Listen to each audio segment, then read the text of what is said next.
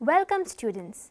This is an initiative taken by the Directorate of Higher Education, Government of Goa for developing e-content learning in the subject of economics. Today we are going to do the 19th module of the first unit, that is demand and supply. The title for today's module will be Price Rationing and Price Flows. So in this module, we are going to learn the meaning and working of price rationing. We will see the diagrammatic presentation of price rationing. Then we will see the meaning of price flows, and we will see the diagrammatic presentation of price flows with an example of the minimum support price. Upon completion of this module, you will be able to analyze the concepts of price rationing and price flows. You will also be able to demonstrate the working of price rationing diagrammatically. And lastly, you will be able to explain minimum support price as an example of price flows. First, we will see what we mean by the word rationing. Okay? A scarce good can be obtained by giving up something else or by paying a positive price for it. So, since scarcity is a problem in our society, aggregate demand is more than aggregate supply. So, in this situation, we will have to pay a higher price in order to obtain that scarce commodity. So, what is rationing? Rationing is the practice of controlling the distribution of a good or service in order to cope with this scarcity situation. How does rationing work? Often we need government intervention to undertake this process of rationing. For example, we have coupon rationing systems. In this case, consumers are given ration coupons just sufficient enough to buy the available quantity of the commodity. These coupons could be based on the age, on the number of family members, etc. Now we look at what is price rationing. So, the process by which the market system, that is the forces of demand and supply, allocate goods and services to consumers when quantity demanded exceeds quantity supplied. This is the case of price rationing. So, the adjustment of price is the rationing mechanism in free markets. So, when there is excess demand or excess supply, price has to adjust in order to provide the goods and services to the people. So, how does this price mechanism work? So, a higher price discourages demand, conserves resources and spreads out their use over time. So, because there is more demand than supply, the price increases. So, this high price many people may not be able to pay. So, it discourages demand. So, if many people can't pay for it, the resource will be conserved and only those who derive the benefit from it, those who can pay, those who get more satisfaction from them, only those people will be able to use that good. So, in this case, the good or the service is conserved, the resources are conserved, and this is the use of this resource is spread over a period of time. It can be used in future. Greater the scarcity, higher is the price and more the resource will be rationed. This can be seen with an example of the market for oil. Oil we know is a scarce commodity. So, aggregate demand is more than the supply. Hence, the price of oil keeps rising and only those who can pay for that are able to use it. So, now we will look at price rationing with the help of a diagram. The x-axis measures the quantity of wheat in millions of metric tons and the y-axis measures price in dollars. The initial equilibrium price of wheat is $160 per metric ton during the spring season of 2010 in Russia. This is determined by the intersection of demand and supply curves of wheat at point A, and 61.7 million metric tons is supplied at this price.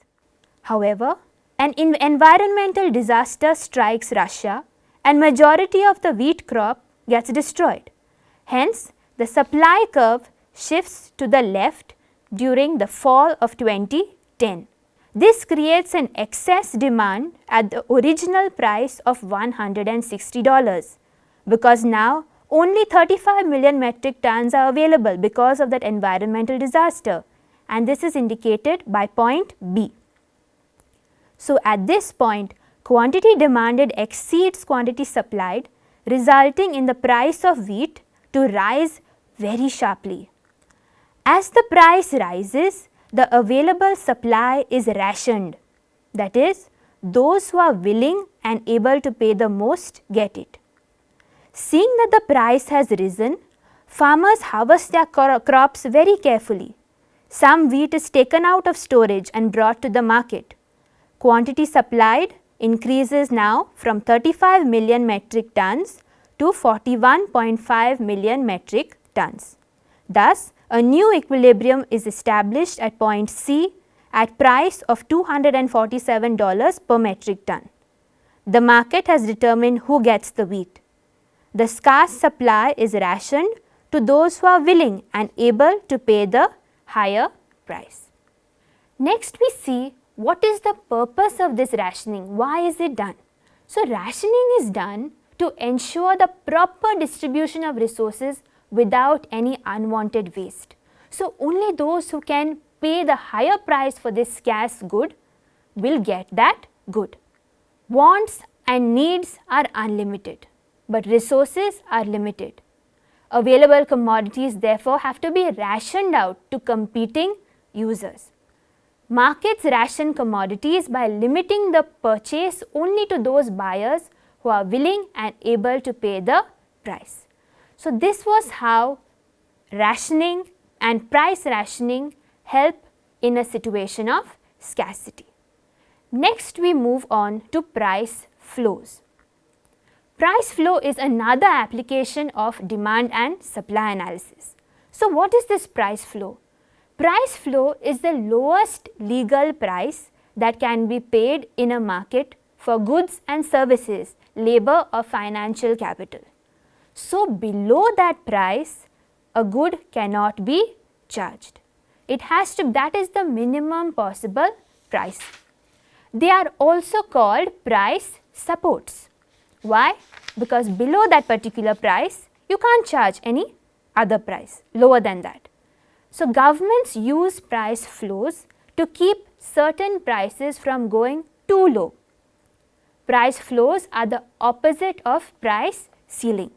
Price ceiling is the maximum price that can be charged. Price flows is the minimum possible price that can be charged. Now, we will see examples of price flows. For example, minimum wage laws and minimum support price. So, the wage is the price of labor. So, the laborers, they supply their services and in turn they receive the wage. So, wage becomes the price of labor. Many times what happens, especially in the case of farmers, their incomes fluctuate due to changes in natural circumstances, the crops are affected, so the incomes of farmers fluctuate. So, to prevent these swings in their income, governments have come up with minimum wage laws. Also, you have something called minimum support price. So, in the case of minimum support price, the governments enter the market and buy the product from the farmers. Thus, they add to demand in order to keep prices higher than they otherwise would be. So, they prevent prices from falling below a particular level. Now, we shall see price flows with the help of a diagram. The quantity of wheat is measured on the x-axis in quintals and the price is measured on the y-axis. The free market determines equilibrium price OP equal to 600 rupees per quintal and OQ quantity of wheat is supplied at point E. However, this price is not good enough for the farmers. It is unremunerative. It does not provide incentives to farmers to produce wheat or to expand its production. Therefore, to promote the interest of farmers, the government intervenes and fixes a higher minimum support price, that is OP1 at rupees 650 per quintal. However, you will note that at price OP1, the quantity demanded of wheat decreases to OQ1 because the price is high for consumers. So, they reduce their consumption of wheat, or maybe they shift to some other commodity. But since farmers are getting a high price, they expand the production of wheat to OQ2. Thus, at the minimum support price of OP1, quantity of wheat supplied by farmers exceeds the quantity of wheat demanded by consumers in the market, leading to a surplus of wheat equal to AB. If the government does not purchase the surplus, it will tend to depress the price of wheat. Hence, at price OP1, farmers sell OQ1 quantity of wheat in the free market to consumers and Q1, Q2 to the government. This increases the income of farmers from OPEQ to OP1BQ2. So, now after analyzing that diagram, we shall see the different effects of price flows. Firstly, employers hire fewer workers, leading to unemployment. So, price flows often lead to employers hire fewer workers. Secondly, price flows entice more people to enter the labor market. Now, because they are getting that minimum wage, more and more people want to enter the labor market. Thirdly, consumers reduce their purchase due to higher price.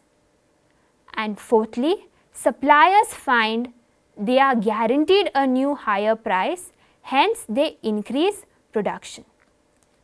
So, this shows us the different effects of price flows. They can be good, they can be bad for some people. So, these are the references that you all can look up for this subtopic. Thank you.